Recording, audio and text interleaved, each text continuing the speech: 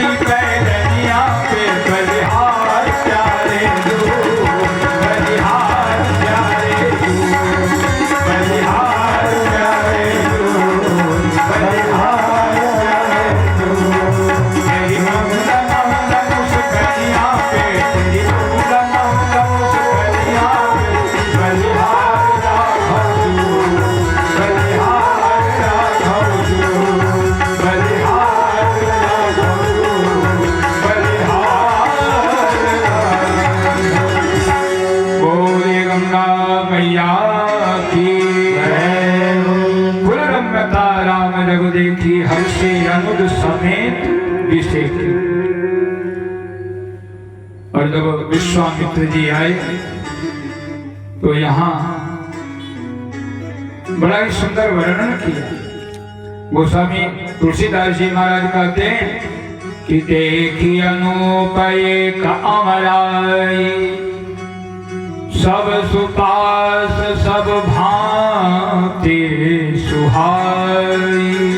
संत ऋषिगण कहीं भी जब किसी नगर में जाते हैं तो उनको इसी तरह का स्थान अच्छा लगता है जहाँ खुला वातावरण हो, तुलसी के पौधे हो, बिरबे लगे हो, सुंदर बगीचा हो, आम्र का सुंदर सुंदर पुष्प लगे हो ठाकुर जी की सेवा के लिए।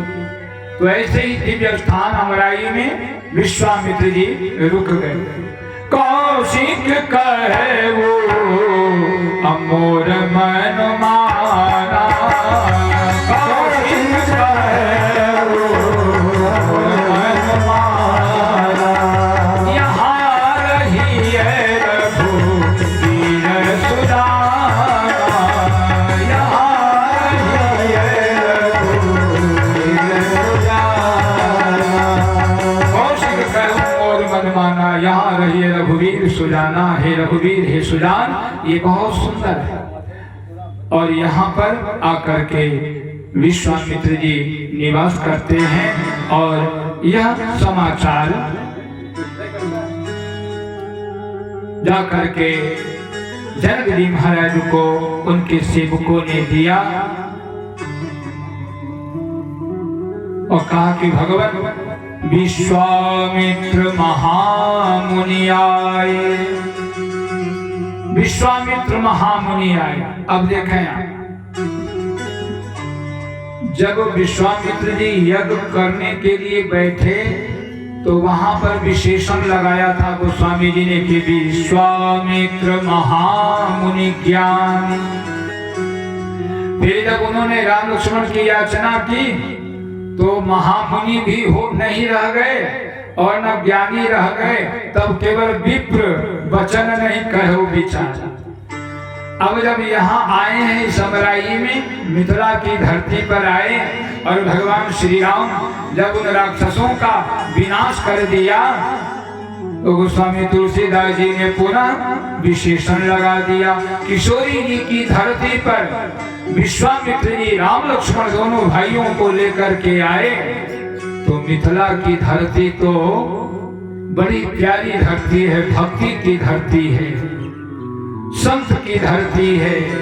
पुर नर नारी सुभग सुचि संता और धर्मशील ज्ञानी गुणवंता।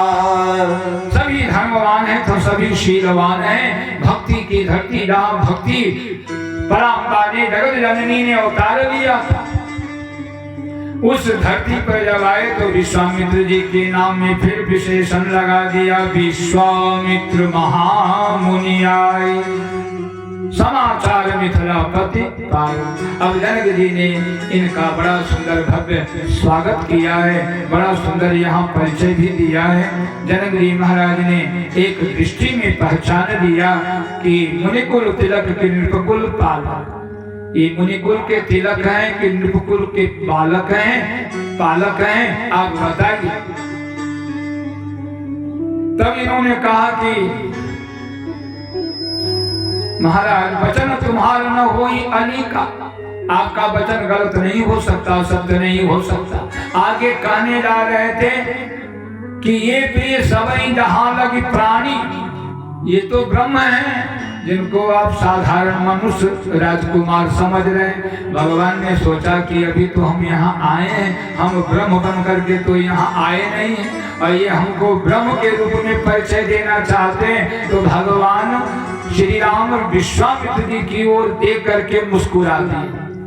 मन मुस्कान राम सुनी बानी, और जैसे मुस्कुराए वैसे विश्वामित्र जी की मेमोरी जो है बदल गई, है ना, मेमोरी घूम गई।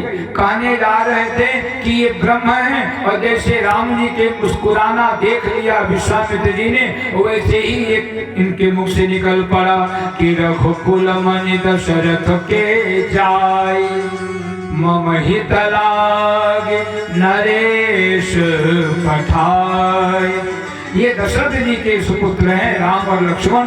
इन दोनों भाइयों ने बड़ी वीरता के साथ में इन्होंने ताड़का का वध किया, हिला का उद्धार किया, मारीच को उड़ा दिया, सुबाहु को जला दिया, सारे सेना का वध करके, और ये इस पृथ्वी को रास्ते में राक्षसों को मार करके, और ये हमारे साथ आपके इस मिथिला नगरी में पधारे धनुष यज्ञ की रचना देखने के लिए। जनक जी महाराज प्रमुदित हो गए।